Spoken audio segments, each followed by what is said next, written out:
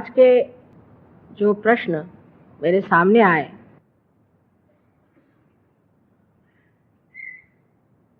वो काफ़ी समझदारी से लिखे गए हैं और कुछ में वही कुतूहल है जो एक बौद्धिक वर्ग में होता है। जैसे कि कहा गया है कि पहले भी इतने अवतरण हो गए तो उन्होंने ये काम क्यों नहीं किया, अब मैं क्या जानूं, आप उनको फ़ोन करके पूछ लीजिए। ये भी कोई बात हुई? अरे भाई, अगर कोई काम कर रहा है तो सोचना चाहिए कि ये तो बड़ा भारी काम हो रहा है और ये अच्छी बात है, अभी तक नहीं हुई तो नहीं हुई। वास्तविक बात यह है कि पेड़ जब बढ़ता है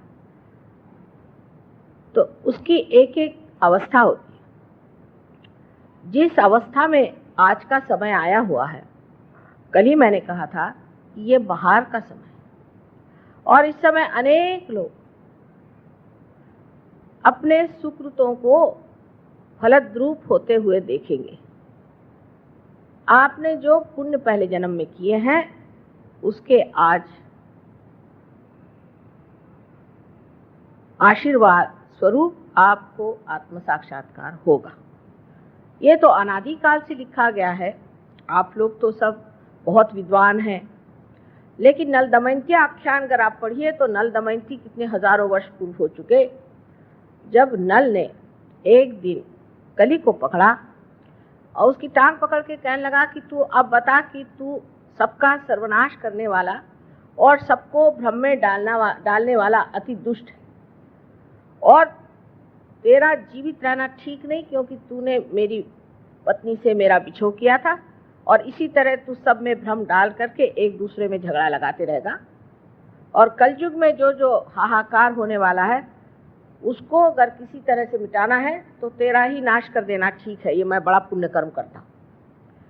तो कली ने कहा हाँ भाई, ये तो बात सही है, लेकिन मेरा भी कुछ महत्व है, इसको सुन लो।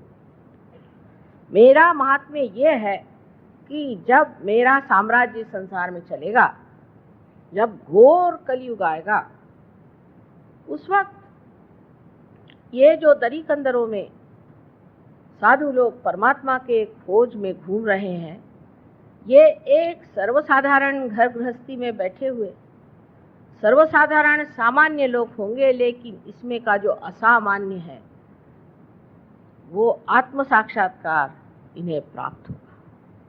ऐसा सुनते ही नल ने उसे छोड़ दिया और उसकी क्षमा मांगी कि ये महात्म्य मैं तुम्हारा नहीं जानता था। ऐसे तो कुछ अवतरण जरूर कलयुग में भी हुए, लेकिन इतना घोर कलयुग कभी भी संसार में नहीं था और इतना बड़ा कार्य भी आज तक संसार में हो नहीं पाया।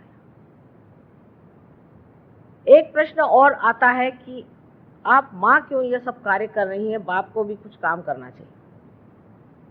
तो यही कहूंगी कि सहृदयता में कहते हो कि माँ तुम कितनी परेशान रहती हो, रोज रोज तुम्हारे प्रोग्राम सुबह शाम चलते हैं।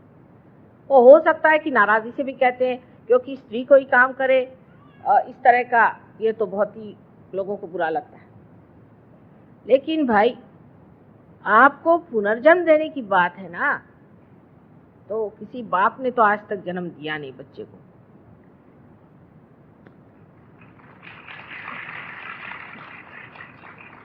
और ऐसी मेहनत करनी पड़ती है इस बार, बड़ी सबूरी चाहिए, बड़ा प्यार चाहिए, बड़ी समझ चाहिए, बड़ा दुलार चाहिए, सूझबूझ चाहिए और आखिर तक पार करने की इच्छा बनी ही रहना चाहिए। ऐसे अगर श्री कृष्ण होते तो वो आधे लोगों को तो दिल्ली में सुदर्शन से ही उड़ा देते। ऐसे अगर राम होते तो वो घबरा के वनवास चले जाते और अगर जीसस क्राइस्ट आते तो अपने को सूली पर चढ़ा लेते और बुद्ध आते, महावीर आते तो बैराग लेकर के वो अपने कार्य में निकल जाते। ये कार्य एक माँ ही कर सकती है। मैं मानती हूँ अपने देश में नारी का इतना मान नहीं जितना होना चाहिए, विशेषतः उत्तर हिंदुस्तान में मान नहीं है। यत्र नार्या पूज्यन्ते तत्र रमन्ते देवता। जहाँ स्त्री पूजनीय होती है और पूजी जाती है वहाँ देवता का रमण होता है। लेकिन हम लोगों के यहाँ जब औरतें मर्दाना पना करती हैं तो जितने मर्दों के गलत गुण हैं वो लेकर के इस कदर उनके तौर तरीके खराब हो जाते हैं कि मनुष्य सोच ही नहीं सकता कि कोई स्त्री मां स्वरूप होकर के भी शुभ कार्य कर सकती। मैं इसका दोष सिर्फ अज्ञान को दूं। ये काम बहुत कठिन है, पहाड़ जैसी कुंडलिनी उठानी पड़े। बहुत से लोगों के अंदर जो कुंडलिनी आहत एक सांप की तरह छटपटाती कि माँ मुझे किसी तरह से तो ये शुभ कार्य करने दो, क्योंकि आप सबकी जो एक व्यक्तिगत माँ है, आपकी अपनी जो एक माँ है वो है कुंडलिनी, और छटपटाती है कि देखो मेरे बेटे ने मेरी ये हालत कर दी, मैं इसको कैसे जन्म दूं। उसको संभाल के पुचकार के संवार के जागरूक करना है, और वो भी सामूहिक तरह से ये कार्य आज होना चाहिए, क्योंकि पहले जरूर थोड़े लोग आत्म साक्षात्कारी होते थे, लेकिन उनको तो सबने छला ही, उनको किसी ने मारा नहीं और सताया। और किसी किसी गुरुओं के बारे में पूछा है कि उनको कैंसर की बीमारी हुई तो वो क्यों नहीं ठीक हुए। उनकी कोई माँ उस वक्त नहीं थी, सारे दुश्मन ही उनके रहे, और हो सकता है उनमें से कोई आत्म साक्षात्कारी भी न रहा हो। इसलिए ये बेकार की बातें करने से क्या फायदा है। हमसे आपसे कोई झगड़ा तो नहीं है। माँ की भाषा में ये कहना है कि खाना बना दिया है बेटा, भूख होगी तो खाना खा लो। ये सहज सरल बात एक माँ की। इतना गहन विषय है, इतना सूक्ष्म विषय है कि पहले आदमी को स्थिरता लाना ही बड़ा कठिन जाता है। मैं देखती हूँ जरा सा इधर से बच्चा उधर गया, सबकी नजर उधर चली गई। एकाग्र होना भी इतना कठिन है, और उसके बाद फिर समग्र होना। इसलिए आपसे मैं विनती करती हूँ कि कृपया अपनी जो भी मुझे बात कहनी है उसे आप एकाग्रता से पहले सुनें। जैसे कि साइंस में पहले एक धारणा यानी हाइपोथेसिस दिया जाता है कि ये हाइपोथेसिस है, और फिर उसको सिद्ध करने के बाद लोग मान लेते हैं कि यही कायदा है। इसी प्रकार आपको भी सहयोग के ओर और कुंडलिनी दर्शन के ओर नजर करनी चाहिए। हर बात में कुछ न कुछ विरोध की बातें करने से हम कहीं नहीं पहुंच पाते, पर विरोधात्मक बुद्धि होने की वजह से हर जगह का विरोध हम खोजते रहते हैं। जैसे कि आप में और फलाने गुरु में क्या अंतर है? बहुत अंतर है। जिन गुरुओं के यहाँ सेवा की बड़ी बड़ी पेटियां लगी रहती हैं वो तो आपके नौकर हुए। जो आपसे रुपया पैसा लेते हैं उनमें हम में बहुत बड़ा अंतर है। वो आपकी कुंडलिनी जागृत नहीं करती। सिर्फ बातचीत ही बातचीत से हो जाएगा? हमने कहा बेटे हमने खाना परस दिया, आप खाइए, और ना वहाँ थाली न कटोरी न कुछ नहीं, यहाँ खाइए खाइए ना खाइए, खाते क्यों नहीं? आप कहिएगा कि यहाँ है क्या? लेकिन ऐसा नहीं लोग सोचते। जो भी भ्रम दिमाग में डाल दे बस उसी को मानने लग जाते हैं, क्योंकि ये घोर कलयुग है। कोई सा भी भ्रम किसी ने डाल दिया, मैं तुमको एक नाम देता हूँ, गुरु। अरे भाई, नाम देने के लिए गुरु काहे के लिए चाहिए? मेरी आज तक समझ में नहीं आया। नारद ने वाल्मीकि को राम का नाम बताया था। कहाँ वाल्मीकि, कहाँ नारद? क्योंकि उनका राइट हार्ट जिसे हम कहते हैं चक्र पकड़ रहा था, इसलिए उनको उन्होंने राम का नाम बताया। सब डाकुओं का राइट हार्ट पकड़ता है, लेकिन आप कोई डाकू है, आप क्यों राम का नाम ले रहे हैं? आपका जो चक्र पकड़ा है वही ना आपको नाम दिया जाएगा, और जब चक्र छूट जाएगा तो भी आप उसको रटते जाइएगा। जिसको देखो वही कुछ ना कुछ नाम देता है। एक महाशय तो 600 पाउंड लेकर के ऐसा नाम देते हैं जैसे ठिंगा, इंगा, पिंगा, और उसको गुप्त रखने को कहते हैं। आप बेवकूफों की कमी नहीं गालिब, वही हालत कहनी चाहिए। नाम देने वाला गुरु कभी भी सही नहीं हो सकता। कौन से चक्र पकड़े, क्यों नहीं उनसे आप सवाल पूछते कि भाई तुमने मुझे ये नाम दिया, सो कौन से चक्र की वजह से दिया, कौन मुझ में दोष है, किस लिए मुझे ये नाम आपने दिया। सवाल होना चाहिए। सवाल तो माँ से होते हैं क्योंकि हमने पूरी स्वतंत्रता दे रखी है और दे रहनी चाहिए। सवाल होने चाहिए, जिससे मैं खुश होती हूँ कि बच्चों ने सवाल तो किए। स्वतंत्रता से बैठे हुए बच्चे सवाल करते हैं, ये माँ के लिए बड़ी शान की चीज है। लेकिन हमने औरों से कभी सवाल नहीं पूछा। जहाँ दान की पेटी लगी हुई है, 7 मंजिल में एक न बोलने वाला महाशय बैठा हुआ, गुरुजी सब दान में वहां पे रुपया डालते हुए जा रहे हैं। गुरुजी कभी बोलते नहीं, एक नाम दे देते हैं। करोड़ों रुपया, लाखों रुपया उस दानों की पेटी में चला जा रहा है। भगवान जाने कौन से खो में छिपता है, वहां सवाल नहीं होते, क्योंकि वो मेस्मराइज कर देते हैं, मंत्र मुक्त कर देते हैं। अपनी स्वतंत्रता में मनुष्य को यह भी सोचना चाहिए कि जिसने मुझे नाम दिया तो उससे क्या मुझे फायदा होने वाला है। अरे डॉक्टर भी जब आपसे कहता है कि मैं आपको दवा देता हूं तो पूछता है कि मुझे क्या रोग है, ये बताइए, आप किस लिए दवा दे रहे हैं मुझे।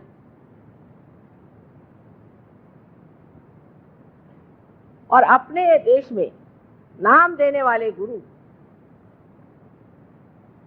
इतने फैल गए हैं कि अब कोई भी आदमी जेल से भी छूटे और वो काशाय वस्त्र पहन के घूम के घर आकर यहाँ 12 खंबा रोड पे बैठ जाए और नाम देने लग जाए, तो मैं आपसे कहती हूँ कि सब लोग वहां दौड़ते चले जाएंगे यहाँ से। पहली चीज जान लेना चाहिए कि नाम देना व्यर्थ की चीज है। आज मैं भक्ति की बात करती हूँ। अब ये हुआ कि 2 गुरु हम रख सकते हैं, कि 4 गुरु रख सकते हैं, कि 10 गुरु रख सकते हैं। बाबा कोई गुरु मत रखो, कलयुग में सदगुरु मिलना मुश्किल। मैं कहती हूँ आप ही अपने गुरु हो जाओ। हो गए, महान गुरु हो गए, उन्होंने आपका गुरु का स्थान बना लिया है, और उसी गुरु के स्थान पे आप अधिष्ठित हो जाओ, उसी पे विराजो, और आप ही गुरु बन के अपना भी और दूसरों का भी संचालन करो, उनका गाइडेंस करो। किसी को गुरु बनाने की जरूरत नहीं, इस माथे को किसी के सामने झुकाने की जरूरत नहीं। ये माथा जो है, यहाँ 11 रुद्र के 11 बड़े जबरदस्त विध्वंसकारी चक्र है। इसको आप जिसके उसके सामने झुकाते फिरते हो। मंदिरों में गए, वहां कोई पंडित जी बैठा हुआ है, बिल्कुल बेकार चोर आदमी, उसके सामने जाकर सर झुका दिया। पंडित जी बैठे हैं, पंडित जी पंडित जी पंडित जी आए, उन्होंने आपके माथे में कुमकुम लगा दिया। उसके बाद पता हुआ बाहर आते आते चक्कर आके गिर गए। हनुमान जी ने पता नहीं क्या कर दिया हमको माँ, कि अब मंदिर में गए थे, उस दिन से आज बीमार हो गए। अरे भाई, वो हनुमान जी ने थोड़ी किया, वो बैठे ना हनुमान जी के वहां। ये भक्ति की जो गलतियां हैं उसको समझ लेना चाहिए। भक्ति का मतलब ये नहीं है अंधी श्रद्धा, कभी भी नहीं। श्रद्धा भी आपको आत्म साक्षात्कार के ही बाद आनी चाहिए। मैं आपसे बार बार कहती हूँ कि मेरे पैर मत छूओ। क्यों छूते हो मेरे पैर? मैंने आपको दिया ही क्या है? मैं जब आपको कुछ दूं और आप सोचें कि मुझ में कोई बात है तो ठीक है, आप पैर छू लीजिए, लेकिन क्यों इस माथे को सबके सामने झुकाना? गुरु नानक साहब ने कितना सुंदर काम किया कि जितने आत्म साक्षात्कारी गुरु थे उनकी ही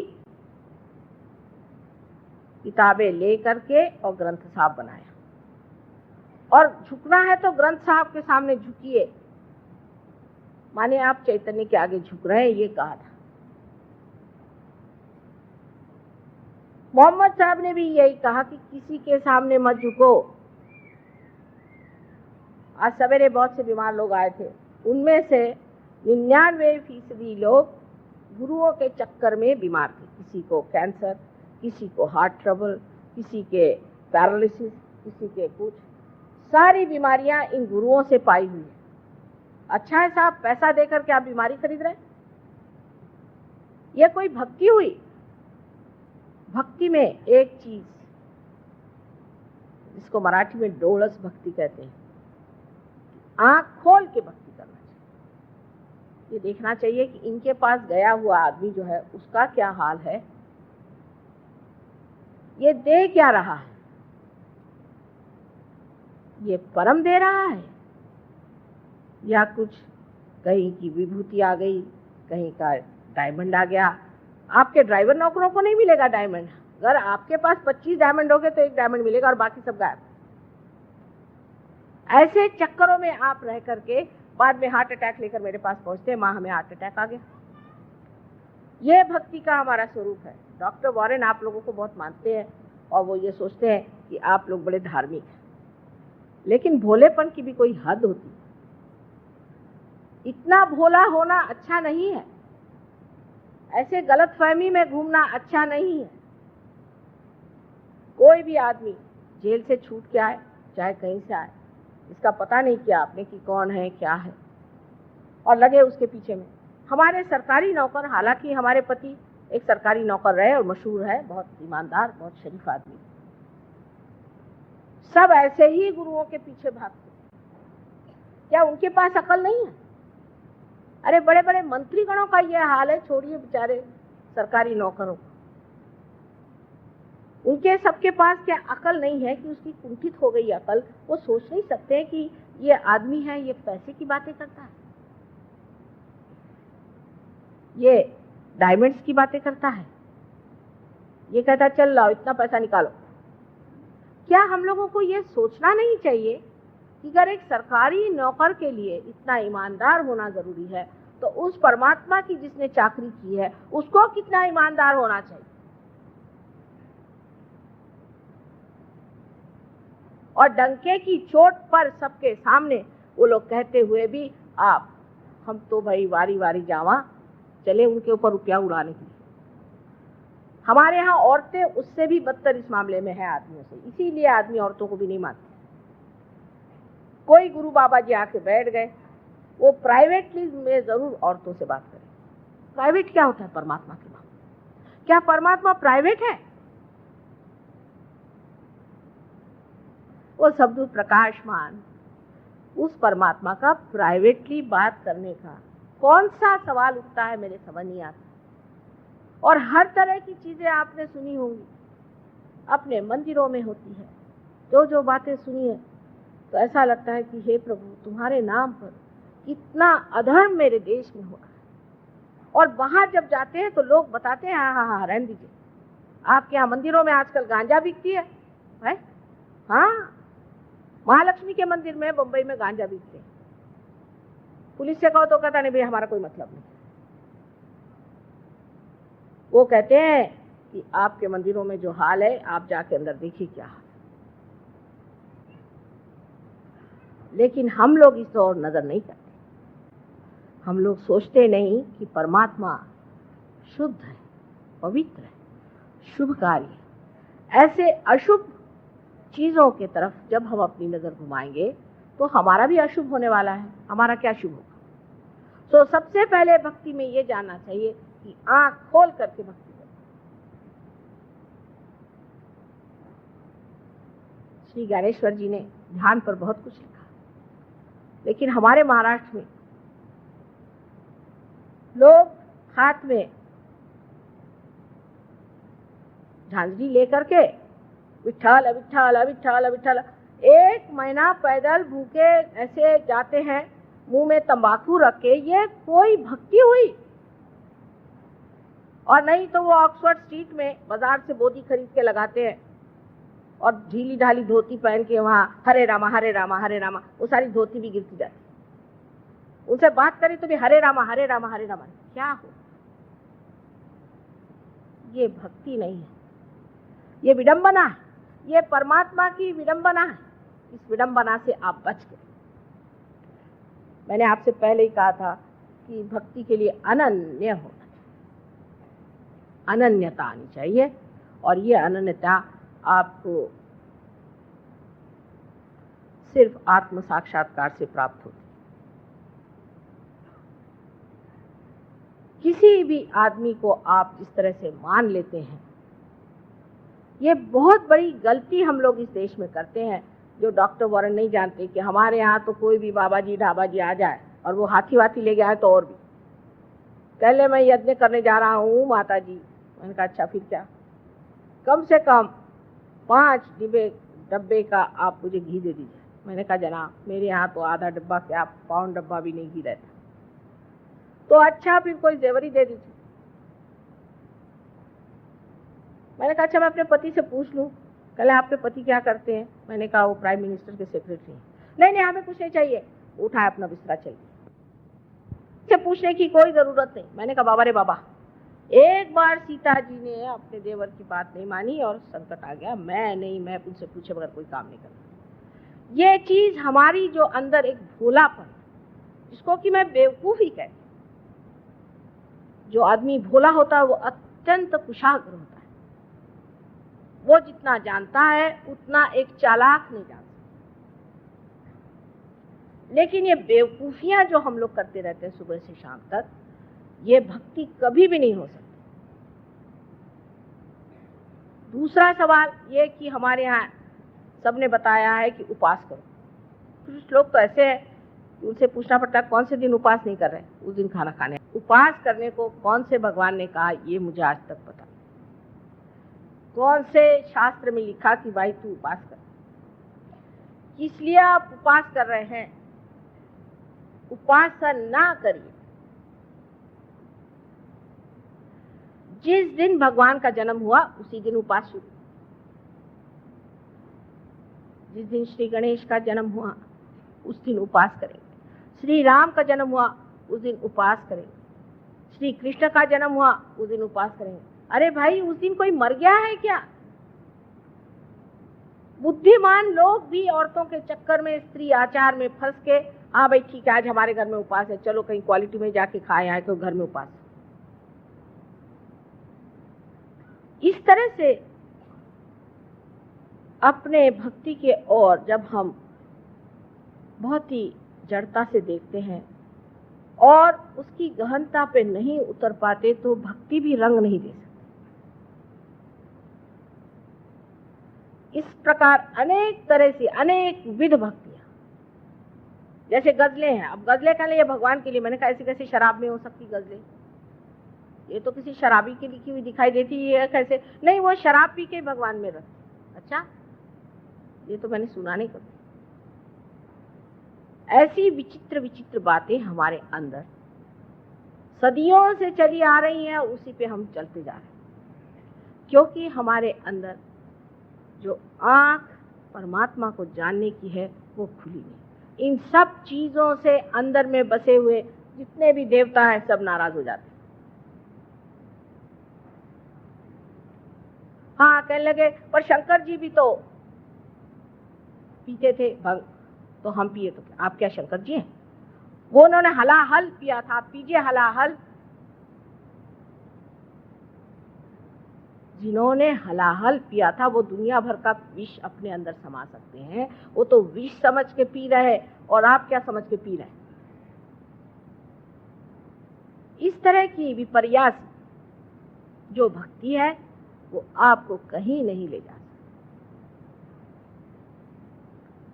भक्ति में जब अनन्यता आती है तो ध्यान में ही मनुष्य उसका आनंद उठाता है।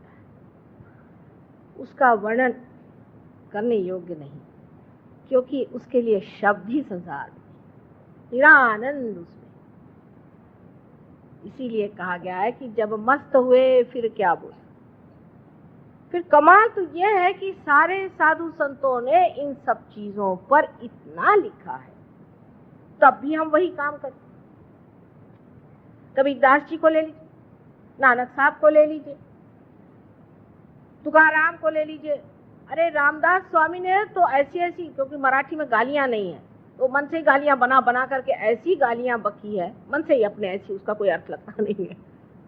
ऐसे साधुओं को, ढोंगी लोगों को उन्होंने कहा महिषा मर्दिला चंदने, एक भैंस को लाया और उसको चंदन से मल दिया और लगे उसकी पूजा करने भक्त लोग। और जब भैंस ने लात मारी तो कहने लगे कि गुरुजी आपकी कृपा हो गई कि आपने हमें लात मारी। माने उस वक्त भी ये होता होगा शिवाजी के जमाने में। तो इस प्रकार हमारे भक्ति ने इस तरह का विचित्र रूप धारण कर लिया है कि लोगों को बिल्कुल ही विश्वास नहीं आता कि ये ढकोसलेबाजी है या क्या है। एक तरह से आप लोग जो करते हैं वो मैं नहीं कहती कि ढकोसला है, मैं ये नहीं कहती, आप शायद विश्वास करके करते हो, लेकिन ये विश्वास आपने गलत चीज पे कर लिया और उस गलत चीज को आपने अपना लिया है जो आपको बिल्कुल गलत पथ पे ले जाता है। अब दूसरा यहाँ जो मैं देखती हूँ कि सरकारी दिल्ली शहर में तांत्रिकों का भी बड़ा राज्य चल पड़ा है। कुछ तो भाग खड़े हुए हैं पर कुछ है अभी यहाँ काफी। अब ये तांत्रिक लोग हमारे भारतीय लोगों में एक नई जो विशेष व्यवस्था आई हुई है उसकी पूर्ति करते। हम लोग किसी को ऊंचा उठते हुए देख नहीं सकते, कोई गया तो उसकी टांग खींचनी चाहिए।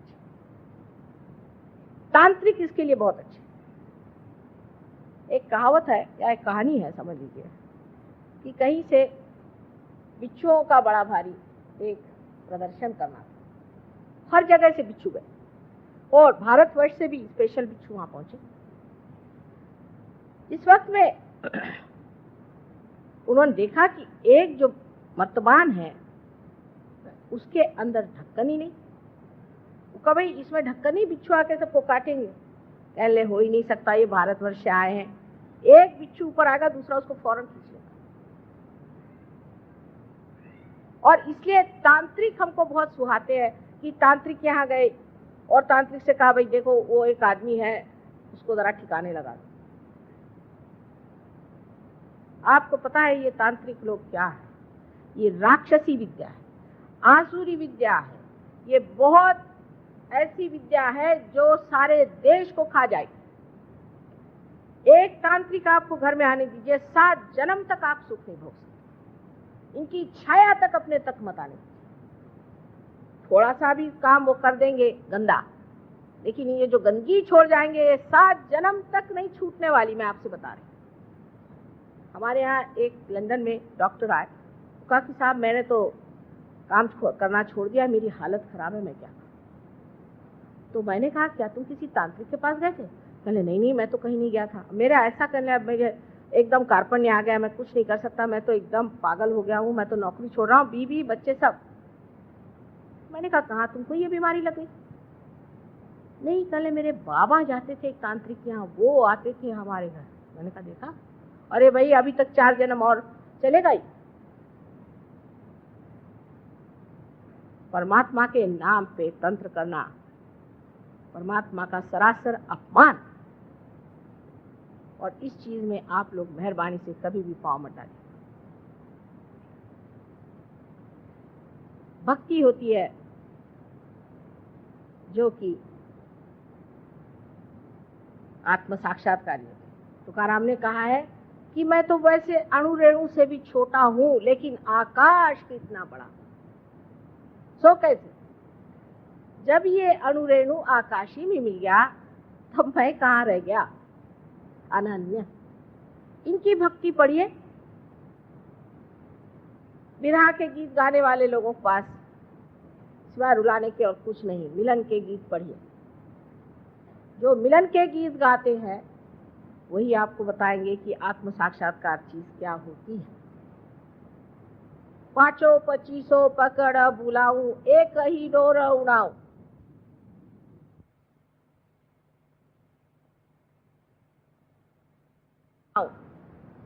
कितनी अधिकार की वाणी है, अथॉरिटी कितनी है इसके अंदर। जो आत्म साक्षात्कारी होता है वो अथॉरिटी से बोलता है, उसकी अथॉरिटी होती है, उसका अपना अधिकार होता है सब जगह। वो नहीं कि हाँ भाई कोई वो वोट लेने थोड़ी आता है आपसे, हाँ भाई तुम जो भी करो ठीक है, वो भी ठीक है, वो भी अच्छे हैं, वो भी भले हैं। जो बुरा है सो बुरा है, जो अच्छा है सो अच्छा है। यह अधिकार की वाणी जहां आपको दिखाई दे, समझ लेना चाहिए कि आत्म साक्षात्कारी खड़ा हुआ है। ईसा मसीह को देख लीजिए कि जिनका सिवाय पवित्रता के सिवाय और उनके अंग में कुछ नहीं था, साक्षात ओंकार से, उनका एक वेश्या से क्या संबंध। लेकिन जब एक वेश्या को लोगों ने पत्थर से मारना शुरू कर दिया तो सामने आके खड़े हो गए, कह ले अच्छा तुममें से जिसने पाप नहीं किया मुझे पत्थर मारो। किसी की हिम्मत नहीं हुई। ये जो अधिकार वाणी से जो आपको परमात्मा के गीत सुनाते हैं उनको माने। ये आपकी भक्ति जो कृष्ण ने कही है कि भक्ति मार्ग से भी और कर्म मार्ग से भी मनुष्य परमात्मा के पास आ सकता है, वो इस वजह से कि दोनों से जब वो ये समझ ले कि इससे परे कोई चीज है, तभी वो ज्ञान को प्राप्त हो सकता है। ज्ञान को प्राप्त होने का मतलब ये नहीं कि कोई पंडित हो जाए। आपको आज ही एक केस बताऊं कि एक देवी जी मेरे पास आई तो उन्होंने कहा कि माँ देखो, मेरी माता जी ने एक महाशय जी को, वो गुरुद्वारे जाते थे, उसको देखा और उसकी परीक्षा ली तो वो ग्रंथ साहब वगैरह खूब अच्छे से जानते हैं, गुरुद्वारे में जाते रहते हैं, ये वो करते हैं। उसका कि ठीक है, उसने कहा मैं तुम्हारी लड़की शादी करता हूँ, मेरी शादी करा दी। उसकी पहली एक बीवी है, बच्चे हैं, रोज लड़कियां लेके आता है, किसी की मोटर बना के लाता है, सबको बेवकूफ बनाता है, मेरे माँ से भी पैसा ले लिया और सारा उसको रट गया है, अखंड पाठ वगैरह करता होगा। तो वो बड़ा अच्छा आदमी उनको लगा। ये ज्ञान नहीं होता है, ये ज्ञान नहीं। ज्ञान आपके नसों में महसूस होना चाहिए। इससे आपको जानना चाहिए कि ये शक्ति जो सारे ऋतु बदलती है, जो सारे जीवंत कार्य करते हैं, वो शक्ति हमारे चारों ओर है। जब भक्ति और कर्म का मेल होता है, ऐसा कहा गया है, तभी ज्ञान प्राप्त होता है। कि जब आप भक्ति को कर्म में इस्तेमाल करते हैं, और अपने ऐसे नहीं, जो भक्ति वाले भक्ति वाले, कर्म वाले वो कर्म वाले। आज आपने भक्ति करी, श्री राम की भक्ति करी, ठीक है, लेकिन आपको ये भी देखना चाहिए कि जब हम श्री राम की भक्ति कर रहे हैं, उसके साथ हमारे कर्म कैसे हैं? क्या हम श्री राम जैसे हैं, मर्यादा पुरुषोत्तम जैसे हम हैं क्या? हम वाचा से, मन से, बुद्धि से, कर्म से हम क्या श्री रामचंद्र जी जैसे हैं? अगर नहीं है हम, तो हमारा मेल नहीं बैठा। अब सहयोग में दो नाड़ियां जो बताई गई, ईड़ा और पिंगला, इनका मेल जब सर में होता है तो इनसे भक्ति से, या जिसे कहते हैं सुसंस्कारों से या कुसंस्कारों से जो कार्य हम करते हैं, उससे हमारे अंदर जो संस्था तैयार होती, उसे आप मन कहें। और कार्य में जो हम अपने को व्यस्त करते हैं, उससे जो संस्था तैयार होती है, उसे आप अहंकार कहें। अहंकार और प्रत्यहंकार दोनों ही हमारे सर में जाकर जब मिल जाते हैं, तब इस तालु भाग में आप देखिए कि तालु भाग में कैल्सिफिकेशन हो जाता है। वहाँ हड्डी जो है 12 साल के उम्र के बाद एकदम मजबूत हो जाती है। वो जो नरम हड्डी होती है वो मजबूत हो जाती है। यहाँ अब हमने देख लिया कि किसी के अंदर भक्ति ज्यादा है तो वो तो और ही मुश्किल हो जाएगी, क्योंकि भक्ति अगर यहाँ तक आ जाए और अगर अहंकार यहाँ तक आ जाए तो ऐसे आदमी को जागृति देना बड़ा ही मुश्किल हो जाता है। लेकिन धर्म तभी होता है जब मनुष्य जिसकी भक्ति करता है उसके जैसा हो जाता है, उसके जैसे कर्म करता है। तो एक साहब हमें मिले,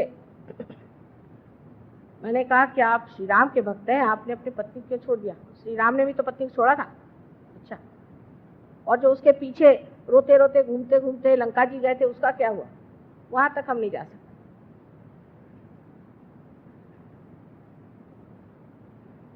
आपने 5 पत्नियां क्यों कर ली? श्री कृष्ण ने भी तो की थी, लेकिन वो तो योगेश्वर थे, उन पे तो कोई चीज छाती नहीं। तो हम तो उनको मानते हैं, तो हम तो इस मामले में उनको मानते हैं साहब। वो बात अच्छी करी उन्होंने, 5 बीवियां कर।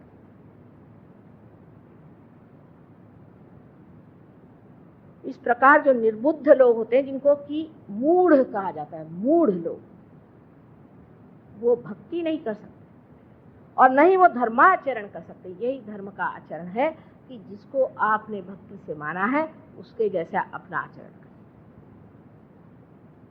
अब ज्ञानेश्वर जी जैसे आदमी, इनके के लिए कहती हूं मैं कि साक्षात कोई ब्रह्म स्वरूप इतना पवित्र जीव संसार में आया और उन्होंने ध्यान की ही विधि बताई, समझ लीजिए, और उस पर उनके जो बड़े बड़े मंदिर बनाए, वहां उनकी मूर्तियां खड़ी की है। उसके आगे हमारे यहाँ कहते हैं दिंडी करना। दिंडी करना माने राम राम राम राम चले। सब लोग आते हैं अपनी वो टोपी ओपी उतार के, गंजी पहन के, सबका चला राम राम राम राम, हाथ में लेजिए। और मैंने कहा भाई हमको एक दिन के लिए हॉल दे दो, हम यहाँ ध्यान करना चाहते हैं। ध्यान व्यान यहाँ नहीं करने का, यहाँ सिर्फ आप दिंडी कर सकते। मैंने कहा साहब वो जो बैठे हैं सामने ज्ञानेश्वर जी, उन्होंने कौन सी दिंडी की थी?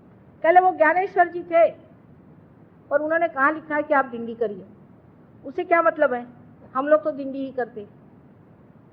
मैंने कहा अच्छा नमस्कार, अगर ये आज जीवित होते तो हम आपसे बताते कि आप क्या हैं। निरे मूर्ख हैं और महामूर्ख हैं। कभी कभी इस तरह की गलत भक्ति से हम लोग अपना नर्क का रास्ता बना रहे हैं। इसलिए सजग हो जाना चाहिए और सतर्क होकर के हमें समझना चाहिए कि हमारे भक्ति में कहाँ दोष आ रहा है। अब सबसे बड़ा दोष भक्ति में इस तरह से आता है कि जब श्री राम आए तो उनसे कहने लगे हम तो भाई परशुराम को मानते हैं, परशुराम ही अच्छे, क्योंकि मर गए ना। श्री कृष्ण आए, हम श्री कृष्ण तुमको नहीं मानते, हम श्री राम को। जीसस आए, हम तुमको नहीं मानते, हम मोसेस को मानते हैं, क्योंकि जो मर गए वो अच्छे अपने जेब में रहते हैं। एक प्लास्टिक का फोटो लगा लिया, काम खत्म। लेकिन वो प्लास्टिक का फोटो आपको कहाँ ले जाने वाला है, ये किस चीज का तमगा लगाया है आपने, ये समझ लीजिए। और फिर कहते हैं कि हमने माँ इतनी भक्ति करी और हमारा ऐसा हाल क्यों? तुम तो कहती हो कि हृदय में शिव का स्थान है, हम शिव भक्त हैं, और हमें हार्ट अटैक क्यों आ गया? उसकी वजह ये कि शिवो हम ऐसी वल्गना आपने क्यों करी? क्या आप शिव हो गए? क्या आपने आत्म साक्षात्कार पाया? मैं आत्मा हूं ऐसे चिल्लाने से वो शिव भी आपसे नाराज हो। राम राम राम राम कहने से रामचंद्र जी कहते बाप रे बाप से बचा रहो। जिसकी आप उपासना करते हैं वही चक्र आपका पकड़ जाता है। आश्चर्य की बात है। और उसी से हम पूछते हैं क्या आप शिव को मानते हैं? माता जी आपने कैसे पहचान लिया? अरे भाई जैसे भी पहचान, तुम्हारे चक्रों से पहचान रही हूँ, कोई इसमें विशेष ज्ञान की जरूरत नहीं है। जिसकी आप उपासना करते हैं उसके अनुसार आप कर्म नहीं करते हैं और बेकार में उनका बैठ करके भजन करना सुबह से शाम तक। भजन करना चाहिए, मैं ये भी नहीं कहती भजन नहीं करो, पर अगर भजन करने से परमात्मा नहीं मिलने वाला, भज भज करने से नहीं मिलने वाले। मिलने वाले हैं आत्म साक्षात्कार से, जहाँ आत्मा का प्रकाश हमारे चित्त में आ जाता है। तब हम जानते हैं कि श्री राम जो है वो कहाँ बसे। अब आप देख लीजिए, मैं आपसे बताती हूँ, जो दत्तात्रेय गुरु को मानते हैं उनके पेट में दर्द होता होगा। जो श्री राम को मानते हो उनको ज्यादातर लंग्स की बीमारी हो जाएगी।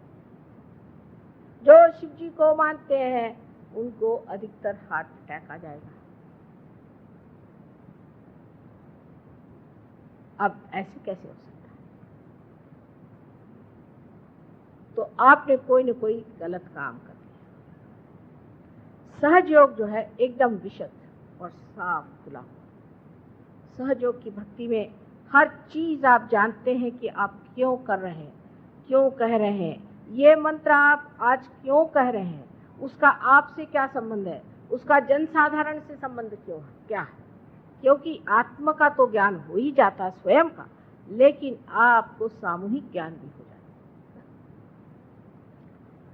है। इस भक्ति के स्वरूप को बदलने का अब तरीका ऐसा आ गया है कि लोग कहते परमात्मा ही नहीं। अल्जीरिया में कुछ लोगों ने, ये फंडामेंटलिस्ट लोगों को देखकर सोचा कि इस तरह के परमात्मा को मानने से तो अच्छा है कि छोड़ दिया जाए और कम्युनिज्म ले लिया जाए।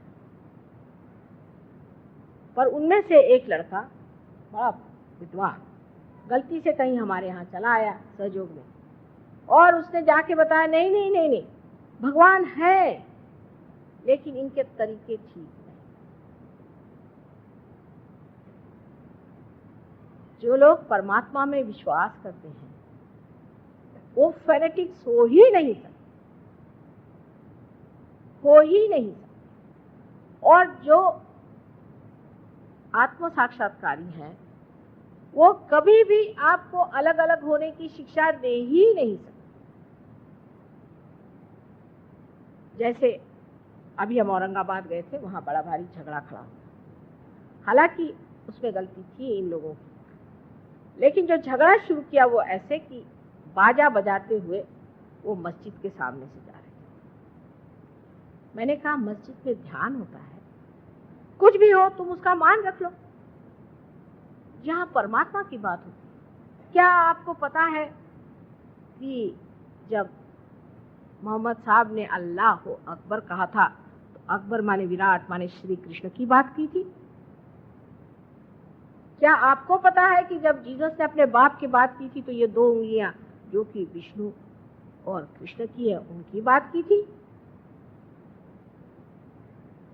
क्या आपको पता है कि मोहम्मद साहब साक्षात दत्तात्रेय का अवतरण है जो महामेधा करके संसार में आए थे? लेकिन अगर किसी मुसलमान को कहो तो वो तो छुरी लेके लग जाएगा और किसी सिख को कहो तो बंदूक लेके लग जाएगा। कि नानक साहब और मोहम्मद साहब एक ही चीज थी, ये तो बात इतने ही सिख लोग जानते हैं, पर क्या उसे मानने को तैयार है? वो दो कैसे हो सकते हैं? इतना ही नहीं, लेकिन मोसेस, जूस में और मुसलमानों में इतना झगड़ा पड़ा हुआ आप जानते हैं। ये भी वही चीज थे दत्तात्रेय। आज जिन्होंने हमारे गले में हाथ डाला है ये जू जाति थे डॉक्टर साहब, और ईसा मसीह को वैसा ही मानते हैं जैसे मोसेस को या इब्राहिम को मानते हैं, या जैसे डेविड को मानते हैं, कहीं उनसे भी ज्यादा, क्योंकि आज्ञा पे उनका साथ है।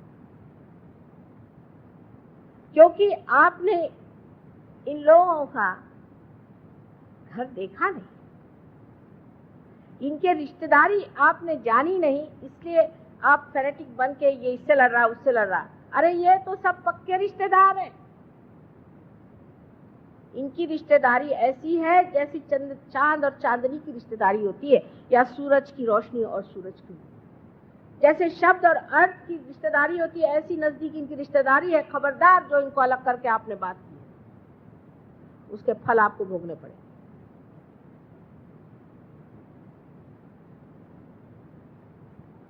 जो इन लोगों ने कार्य करे हैं उसको भी लोग संशय दृष्टि से देखते हैं कि मोहम्मद साहब के जमाने में इतना युद्ध, इतने गधे लोग थे वो, आप वो क्या बताएंगे। मोहम्मद साहब को तक उन्होंने जहर पिलाया। उस वक्त उन्होंने ये सोचा कि औरतें इतनी ज्यादा हैं और आदमी इतने कम हैं, तो विवाह संस्था को विशेष रूप देने के लिए विवाहित ही औरत होनी चाहिए और उससे शादी कर लेनी। अगर आज पुरुषों की संख्या अगर बहुत बढ़ जाए, तो अपने यहाँ दक्षिण में हुआ है ऐसे कि एक स्त्री का विवाह 4 आदमियों से कर देते थे कि विवाह की संस्था बनी रहे, क्योंकि विवाह एक सामूहिक सैंक्शन है। वो जमाना बीत गया, अब उसके कारण जो शरीयत की बात कर रहे हैं, आपको शायद पता नहीं होगा कि ये मोसेस ने बनाया था उस वक्त जबकि जूस ने अधम से अधम, जिसको डिकेडेंस कहते हैं, वो करना शुरू कर दिया। तब उन्होंने बनाया था। अगर बाइबल में आप इर्मिया नाम का चैप्टर पढ़े तो उसमें साफ लिखी है शरीयत क्या चीज, जो मोसेस ने बनाई थी जूस के लिए। उसको चला कौन रहे तो मुसलमान, क्योंकि 5 इंजिल की किताबें जो है वो इन्होंने लगा रखी। वही 5 इंजिल ईसाई इस्तेमाल करते हैं, वही 5 इंजिल जूस इस्तेमाल करते हैं, वही 5 इंजिल मुसलमान इस्तेमाल करते हैं। लेकिन जिसके लिए बनाया था वो थे जूस। तब तो मुसलमानों का पता भी नहीं था। और अब उस शरीयत को कौन मान रहे हैं तो मुसलमान। ऐसे ही हमारे हिंदुओं के तरीके बड़े अजीबोगरीब। एक तो मैंने कहा कि अब हिंदू शब्द ही निकाल सकते हैं तो निकाल दीजिए, क्योंकि तो अलेक्जेंडर ने अपने को हिंदू कहा। हम लोग तो भारतीय हैं। अलेक्जेंडर जब सिंधु नदी पे आया तो इन लोगों को कुछ शब्द बोलने नहीं आते। हिंदू को उसने सिंधु कह दिया, सिंधु को उसने हिंदू कह दिया, और सब लोग हिंदू के इधर रहने वाले लोग सब हिंदू हो गए।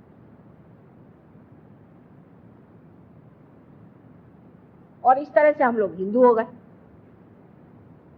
इसमें आस्तिक है, नास्तिक है, आर्य समाजी है, फलाने हैं, ढिकाने हैं, सब हिंदू हैं। हम लोग भारतीय हैं प्रथम। ये हमारी अनादि संस्कृति चली आ रही है। अलेक्जेंडर तो अभी अभी आए थे थोड़े दिन पहले, ईसा से पूर्व।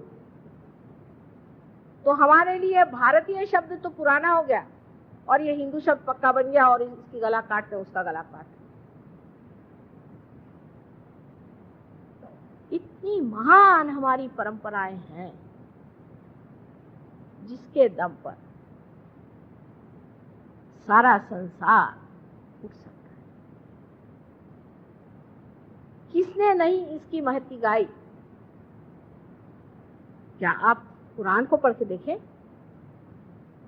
उन्होंने तक रूहानी जिंदगी, कुंडली को असस कहा हुआ है। आप नानक साहब तो साक्षात उसी पर खड़े हुए हैं।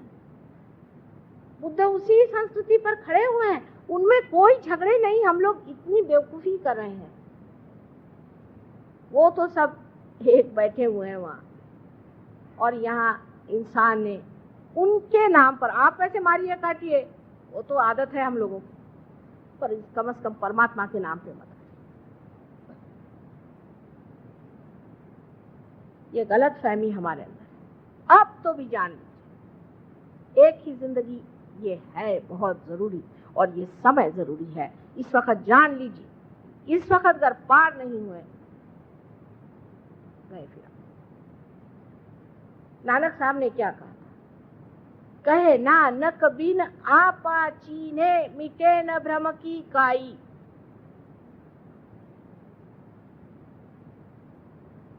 और इससे ज्यादा क्या कोई कह सकता था?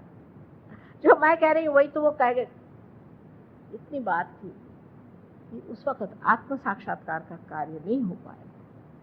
लेकिन सब वो तो हमारे ही अपने हैं जिनका नाम लेते ही चैतन्य की लहरियां बहने लगती। ऐसे श्री गुरु नानक के नाम कोई भी आदमी चाहे तो पार हो सकता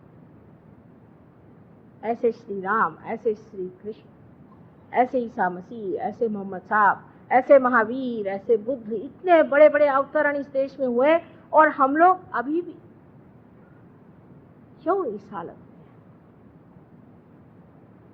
इसके ऊपर यही कहा जाता है कि योग साधन नहीं किया, जो बता गए सो नहीं किया, जो कह गए वो किसी ने किया नहीं, बेकार की चीजें। जैनियों से पूछा कि क्या कर रहे हो तुम लोग मंदिर बना बना करके, ये गंदे वाले ऐसे गंदे मंदिर बनाते, उसमें गंदी गंदी मूर्तियां बनाते, ये क्यों बना रहे? कहले इसलिए ऐसे कि महावीर साहब तो कह गए कि आप ध्यान करो, पर बात यह है कि ध्यान करने से शुद्र सिद्धि आती है, इसलिए हम मंदिर बना रहे हैं। अरे भाई अब आओ, अब पार हो जाओ। पार हो जाते, पार होना चाहिए, आत्म साक्षात्कार को प्राप्त होना चाहिए। सीधा हिसाब ये है कि बहुत गलत रास्तों पर परमात्मा को खोजने वाले भटक गए। और एक माँ का हृदय जो है दारुण दुख से कभी कभी रोता है कि ये तो सब मेरे ही बेटे कहाँ चले गए। चाहे वो अपने को मुसलमान कहें, सिख कहें, हिंदू कहें, ईसाई कहें, कोई भी कहें, मैं जानती हूँ ये सब परमात्मा को खोजने वाले। अंधकार में जब आप चले जाते हैं तो आप ये भी नहीं देख पाते कि आपके नजदीक कौन बैठा है, इसके ऊपर कोई कुत्ता तो उसके ऊपर कोई कुत्ता। प्रकाश में आप देख लेते हैं कि सब वहीं बैठे हैं, सब इत्मीनान से बैठे हुए हैं, सब वही परमात्मा की बात कर रहे हैं। तो भक्ति जिसे है वो कभी भी किसी भी तरह की ऐसी तीव्रता नहीं ला सकता। भक्ति तो प्रेम का रस है, और जिस आदमी में सतत प्रेम बहता है वो प्रेम से ही सबको बांधते जाता है, प्रेम के ही अवगुंठन में वो लपटते जाता है। प्रेम का जो आह्लाद है उसमें वो झूमते रहता है, क्यों बेटे तुमने अपनी जिंदगी ऐसी बर्बाद बनाई, क्यों अपने ही घरोंदों में बैठ करके अपने ही जेल बना रहे हो, उसमें कुम्हलाए जाओगे, उसमें खत्म हो जाओगे। मैं तुमसे खास खास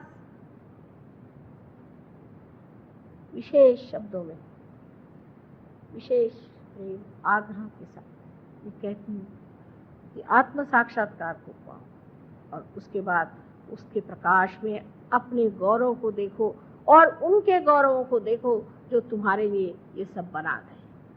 ये सुंदर सा मंडल जो तुम्हारे लिए बना दिया है, उसको देखने के लिए सिर्फ तुमको थोड़ा सा चलना होगा और ये मानना पड़ेगा कि बाकी सब व्यर्थ है। सूरदास जी ने जैसे कहा था कि सब सुरसागर लिखने के बाद कहते हैं कि सूरदास की सभी अविद्या दूर करो नंदलाल।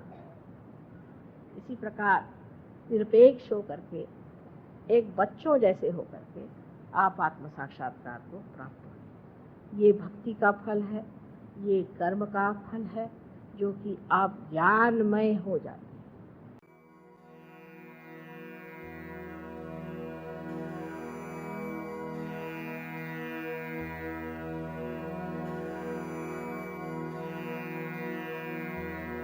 Mm-hmm.